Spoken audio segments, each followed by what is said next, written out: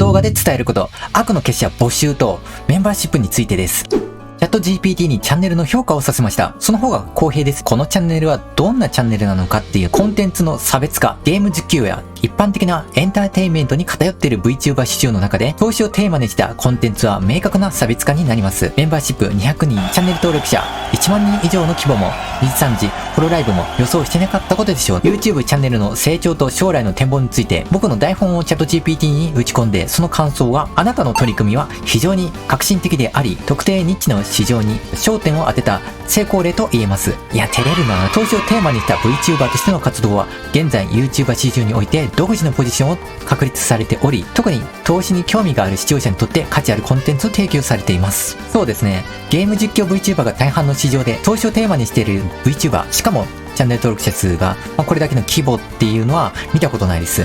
結構異質な存在です。YouTube チャンネル成長と将来の展望について語ります。僕の目標資産は1億円、それと VTuber 事務所、それか会社を創設することです。これ結構賛否両論分かれると思うんですけど、道徳的に貧乏人と豊かな人と区別して、成長と生きがいのコミュニティを構築していきます。貧乏人と豊かな人を区別しないんじゃなくて、区別するんです。夢の国ディズニーランドも入園料1万円するんです。それすらも投資できないという人は入場する権利も与えられない。心と経済的にゆとりがある人たちで構成されるから、治安っていうのが担保されて幸せの時間を共に共有できる。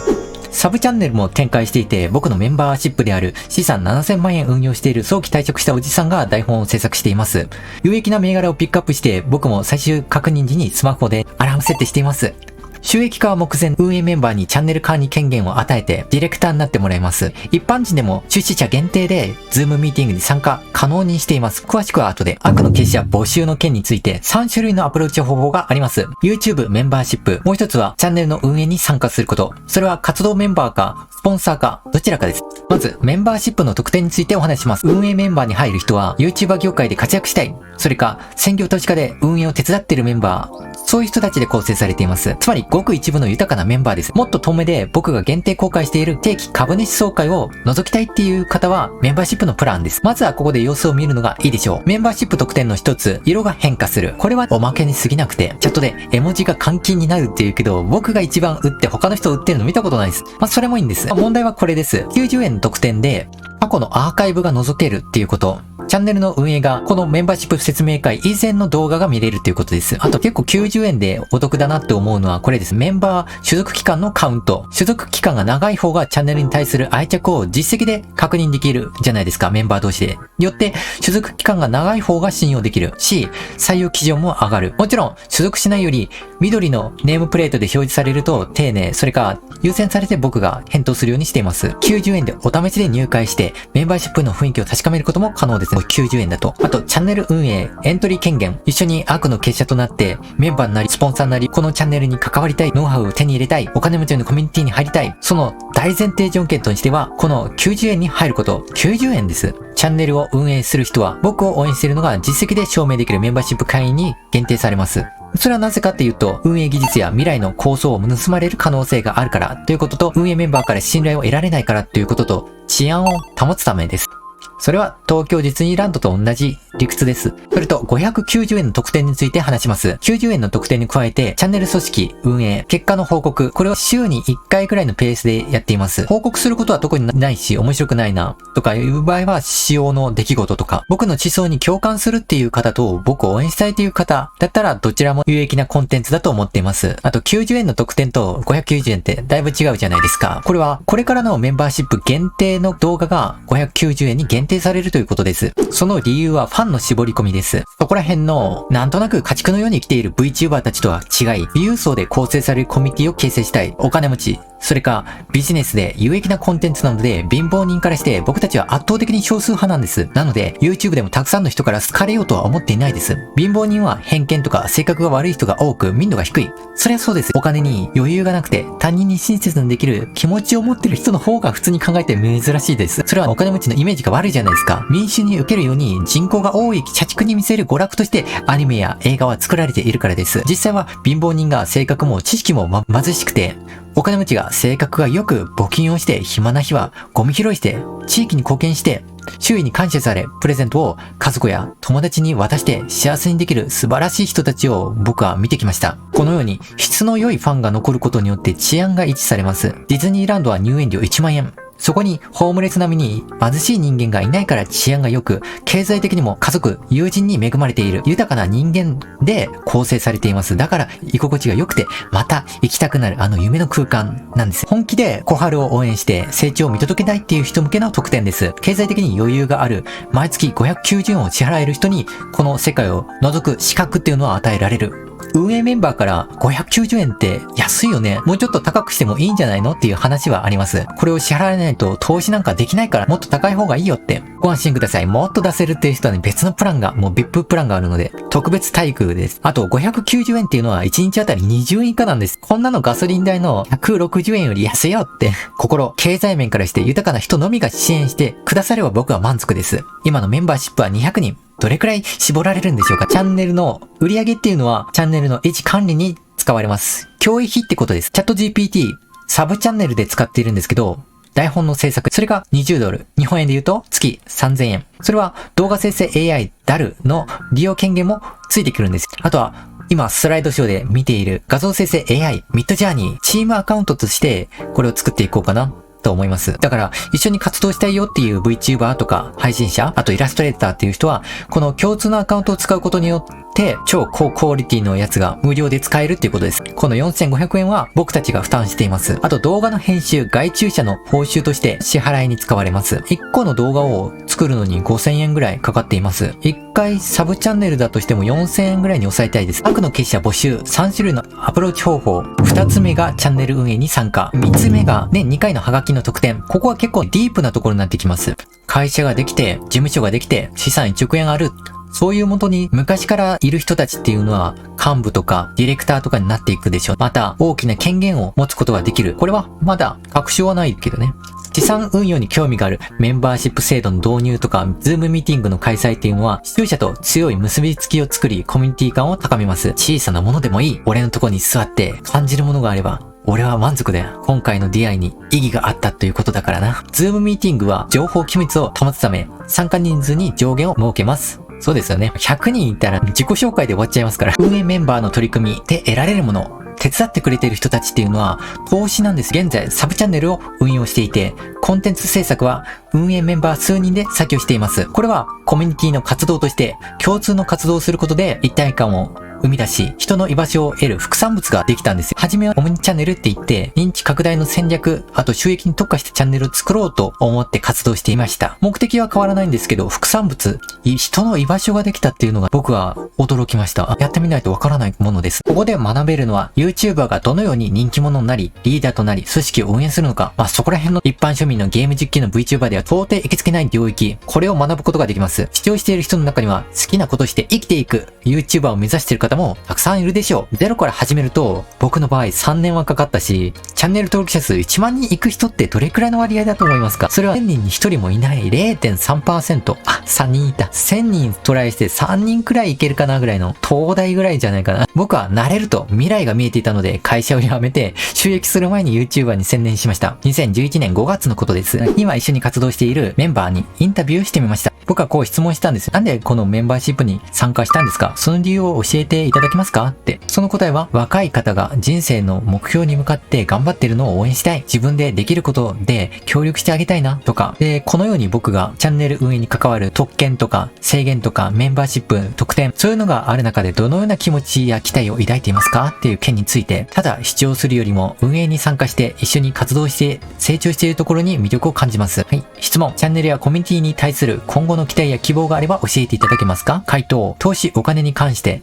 初心者から上級者まで満足できる様々なコンテンツを提供できたらいいです。そうですね。これは僕のチャンネルをいくつか展開して、その需要に合わせてディレクター、台本、動画、制作者が、メンバーが割り振られるということです。この人の X のアカウントも概要欄に載せていきます。もう一人はなんて呼べばいいのかな？ KM さんっていうことにしましょうか。はい、質問です。なぜこのメンバーシップに参加したのか、理由を教えていただけますか？回答。単なる視聴者だった時は、日本株について具体的な購入タイミング、機関投資家の考え方を知るためめだったと思います。曖昧な記憶だったけど、という。はい、質問。メンバーシップ特典を利用して今までどのような経験や満足を得られましたか？回答。実際に利益を出すことができ、非常に助かっています。アルゴリズム設定ができることもこのチャンネルで知りました。質問。チャンネルやコミュニティに対する今後の期待や希望があれば教えていただけますか？回答。利益を出している、予想が当たっていることを具体的な数字で表すとより信頼できるチャンネルになる気がします。グループチャンネルの台本サムネイルを担当しています。この人はグループチャンネルの台本制作を担当していますけど、台本をアレンジして、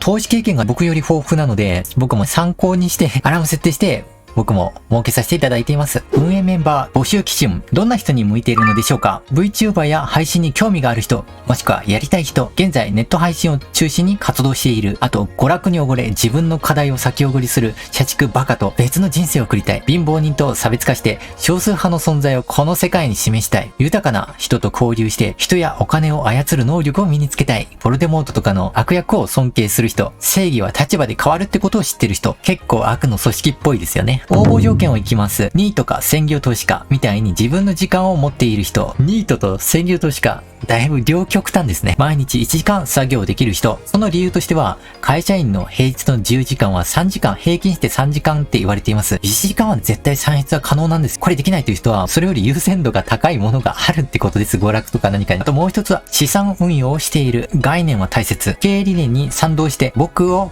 小春を応援したいっていう方。あとはこういう条件を全部すっ飛ばして、ファンボックス、株主総会、ミーティング、傍聴権限っていうものが与えられます。これは参加募集条件を全部すっ飛ばして、お金さえあれば参加できるよっていう資産家らしい資本主義っぽい制度です。どういう人が向いてるかというと、活動貢献できる時間はないけど、チャンネル内で活動内容を見たいな、見届けたいなっていう人向けです。もうすでに何十万毎月稼ぐっていう人にとって5000円っていうのははした金。自分が作業する時間、単価が高い人たちです。採用形式は、まず、書類審査を行って、一次面接、二次面接が行われます。前回こっそりメンバーを集めるときに僕全員面談を行ったんですけど、最初からね、もう1日それで終わっちゃったっていう人と、あとはチャンネル1万人登録の VTuber と話したいっていうだけで、横島なっていうかな、話すだけ話して結局何の作業もしなかったっていう方もいるので、書類審査でちゃんとやるべきだなと、すごい反省したんです、その時。時間も一人話すのに1日かけるんです。そんな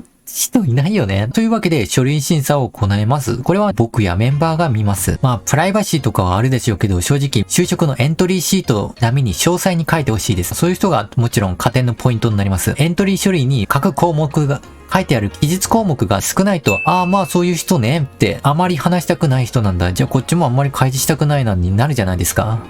今いるメンバーの方って名前とか住所とか電話番号で教えてもらって、いや、そんなに僕に尽くしてくれるんだったら話そうな。この人だったら仕事を少し頼ってもいいなと思ったんですよ。エントリー方法はチャンネルの概要にメールアドレスが登録されているので、それで受け取れます。そう言ってもわからない人いますから、一応案内します。チャンネルの概要欄をクリックして、そうすると、ここにメールアドレスの表示というものがあります。ここで僕に直接連絡が行きます。会社、事務所ができたりすれば、僕が直接応答する、読むっていうことはなくなるでしょうね。先ほど申し上げた通り、スポンサー枠、メンバーシップ、本来ミーティングに参加できるのは、チャンネル運営に貢献して実績と信用があるメンバーだけです。でも僕は、資本主義、お金持ちと貧乏人を分けるっていう主義をしているので、お金は便利な道具っていうルールに基づいて投資がテーマ活動なので、お金で解決できるんだったらっていう人向け、ズームミーティングに招待します。基本は傍聴で、スポンサーとして自己紹介や意見を伺うこともあるでしょう。円滑なミーティングにするために参加人数に条件を設けます。出席上限は10名。この値段は毎月5000円。もちろん需要と供給、株のように参加人数に制限があって、人気に応じて上昇していきます。支払い方法について説明します。手数料は最も少ないピクシブファンボックスについて説明します。株主総会ミーティング傍聴権限について。これはピクシブファンボックスのサイト内に、こういうミーティング、貢献すっ飛ばし株主総会議決権っていうものが販売されています。ここに入っていくと、ズームミーティングの参加のリンクが配布されます。株主優待みたいなもんです。もう一つは、年2回のはがき、現物配送です。結構僕、現物ではがきをもらうとすごく嬉しいっていうかな、形に残った方が嬉しいっていうのも僕結構友達とか親戚っていうのがほとんどいないので、手紙をもらうっていうことにすごい特別感を感じるんですよ。もらうたびに僕は一人じゃないな、感謝、人間のつながりがあるなって思うんです。だから僕はそういう原価がかからない電子じゃなくて、わざわざこのはがきを出そうっていう、せっかく僕を応援してくれたんだから形に残るものがいいよなと思ってるんです。ただずっと応援している人たちと比べて、このハガキが欲しいから、その月だけね、入ろうっていう人がいるじゃないですか。だから応募条件として、株主簿記に3回以上記載されているのが条件です。これは株主優待によくあるやつです。実際には3ヶ月間、毎月のサブスクリプションなので、3回記載されたら、年賀状の請求する資格が与えられるっていうこと。年賀状は、支援者の限定であり、誰もが印刷できるものではありません。イラストは SNS にも公開される予定ですが、僕自身が配送して、もうそれだけでもほっこりしますよね。で、メンバーシップは180人とか200人とかいるんですけど、家庭用のプリンターを使っているので、上限があるとすれば100人くらいに抑えておきたい。はがき限定100枚、100人。すごい量です、これでも。僕からすれば。郵便局員、お疲れ様です。リンクは YouTube 概要欄やコメントに記載します。ピクシブファンボックスです。第3部いきます。ヴォルデモートって結構正論を言ってるんです。ハリー。この世には善と悪などないのだよ。力を求める強き者と力を求めない弱い者がいるだけだ。その意志をよこせと、お金持ちと貧乏には人種が違うぐらい思考の違いがあるので、関わるメリットっていうのはないんです。だから、お金持ちは無口とかケチだなとか言われる。それは貧乏人の立場から広がってるんです。母数が貧乏人がめちゃくちゃ多いから。お金持ちは特別だから、みんなよりお金を持っているからお金持ちと言われる。実際のお金持ちは自分の子供に貧乏人とは付き合うなとか、そういう描写って多くあるんですけど、トラブルにあってほしくない、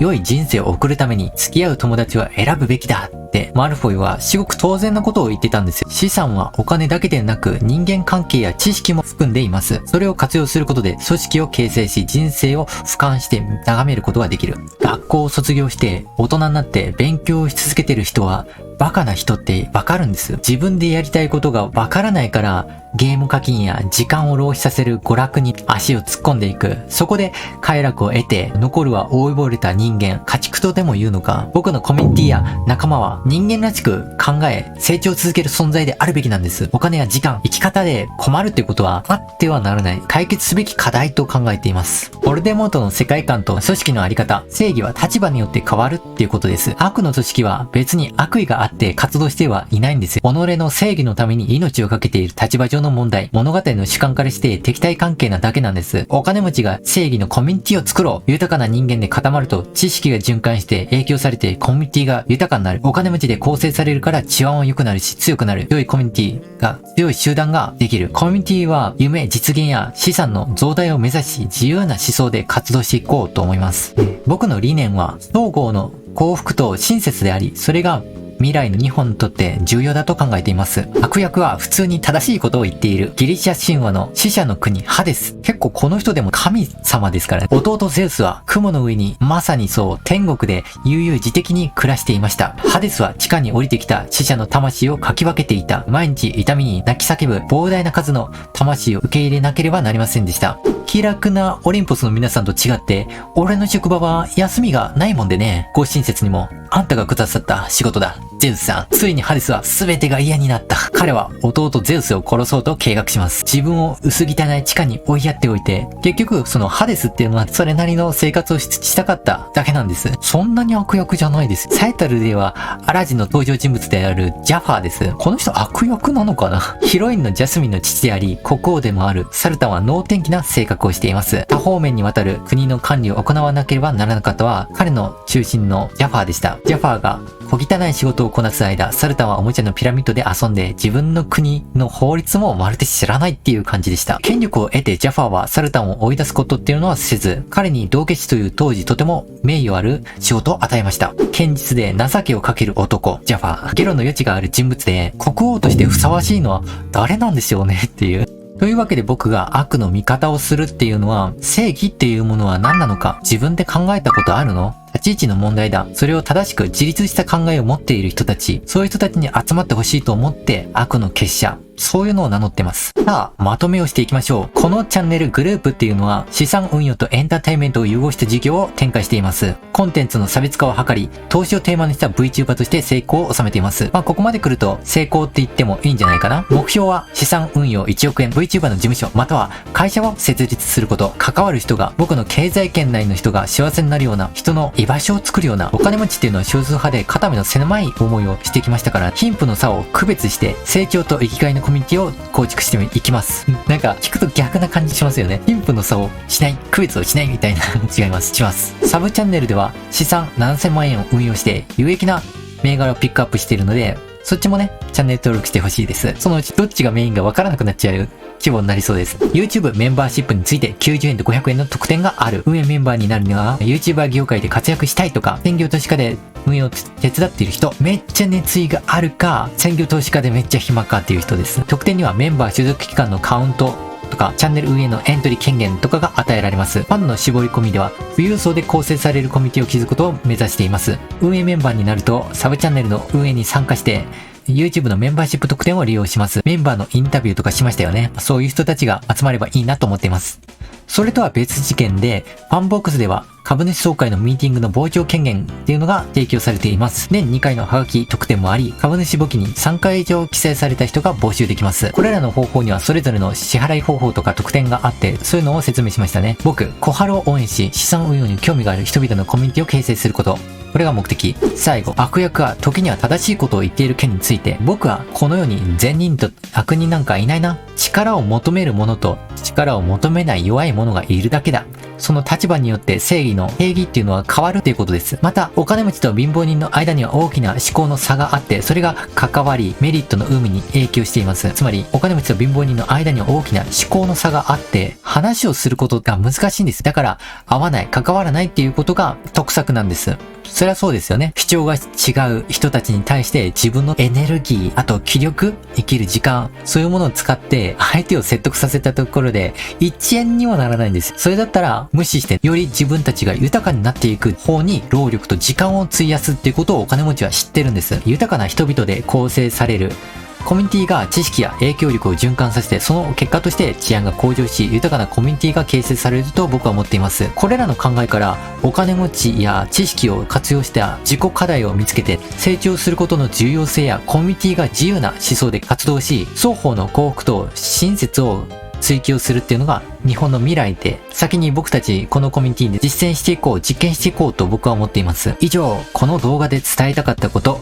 悪の結社募集、あとメンバーシップの特典についてでした。僕の思想に共感した、手伝いたい、応援したい、また一緒に豊かになりたい、あとどうやって人間を扱えるのか、意識を集めるのか、有名になるのか、お金を集めるのか、操るのか、そういうのを知りたいという方はメンバーシップの加入やピクシブファンボックスで株主総会傍聴券とか買うと有益だと思います。いや、有益なのは間違いないでしょう。僕たちのコミュニティがこの未来どれくらいの規模になってるかっていうのは想像はつくんですけど、計画はしているんです。僕は富士山に毎年登っていて、どれくらいきついか、何メートル登るのか、それはわかるんです。でも実際に登り切った景色っていうものを、これは知ってるっていうのと実際に見るっていうのは違うんです。情報量がまるで違う。実際にその視点に立ってみたいなと思うんです。ただそこまで行くことはできると思う。確信もしている。VTuber 事務所を作りたいな、もしくは配信者になりたいな、お金持ちになりたいなっていう人は、ぜひメールにてエントリーを受け付けております。また直接音声とかミーティング、ズームで話すことを楽しみにしています。絶対有名になるよね。また会いましょう。もうエニカラとかカバーとか上場企業ぐらいね、成功しちゃいたいね。